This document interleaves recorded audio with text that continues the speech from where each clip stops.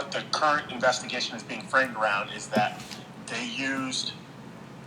a party or actors within a political party used the censoring abilities of Facebook to put out a message, regardless of what the message was, and because it is a publicly owned or traded company, it was used as a state actor, so it changes all the rules, and they're trying to get Facebook to fall under the First Amendment.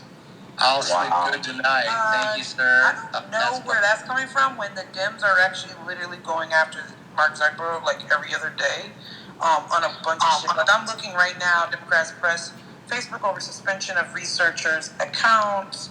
Dems to Facebook get serious about misinformation. Like this has been going on for like a damn minute, and I think on top of that, people don't get that Facebook and mostly all the social medias were actually free range as fuck, and they didn't have the staff to combat child pornography and different things that were going on until really recently after they were put on trial multiple times. Like Mark Zuckerberg literally sweated in front of Congress multiple times because they don't do their shit right?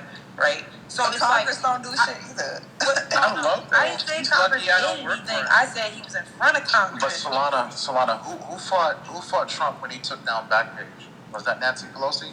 Oh, Backpage. Remember when Trump shut down Backpage when he signed that? Was it Sesta Foster? A lot of people and Nancy Pelosi said that he's targeting sex workers. Yeah, give context. That bill was not done with like sex workers or people in mind. It wasn't done with anybody that does human trafficking talking about the shit. Like it was done very rashly, and so a lot of people did disagree with that bill because it fucked up a lot of things, even for like just pornography people like that you can say legally do their job. It fucked up a lot of stuff. So a lot of people sex traffic young kids. We all know that. That's not what sex Omari, trafficking give some context to what you just said, though, because what Omari said, there's a lot of context, and it's important.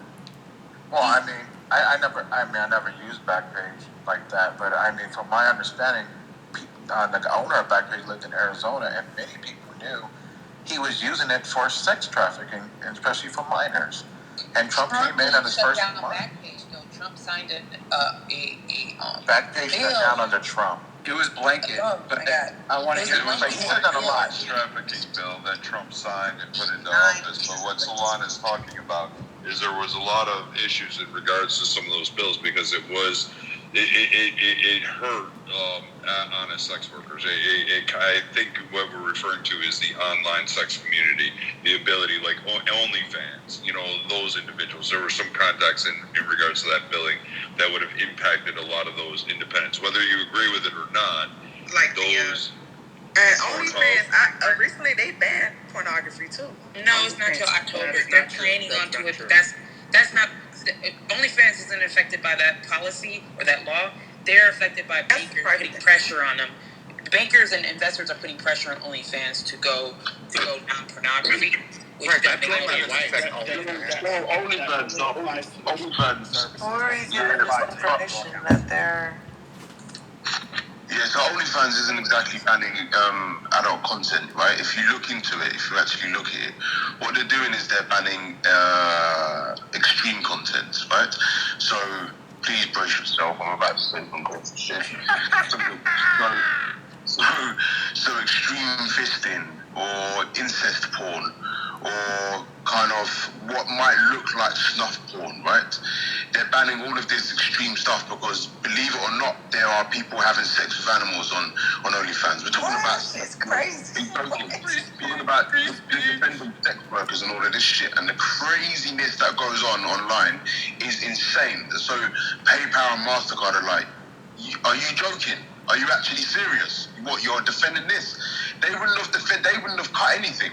They would have allowed it to fester. Wow. It's actually quite disgusting when I hear we're back in the sex workers, because of course there are some people that just want to show off their titties and they want to reveal to the world that they're getting penetrated. Okay, cool, make your money. But obviously the craziness that actually goes on online is not policed. So it's easy to just get away with quote unquote murder.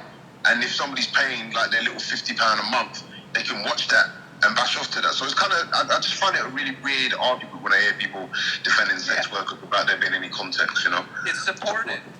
You're right. It's supported. It's supported to the 10th degree because people didn't even know this. Like somebody's daughter's online now, like getting abused because somebody's willing to pay for it, and we're saying, "Oh, sex workers are fine." Like, well, what the hell is this? Come on, man. We got to be better. It's a weird area. I don't want. That is I don't want. Sex trafficking is $150 billion industry, and the United States of America is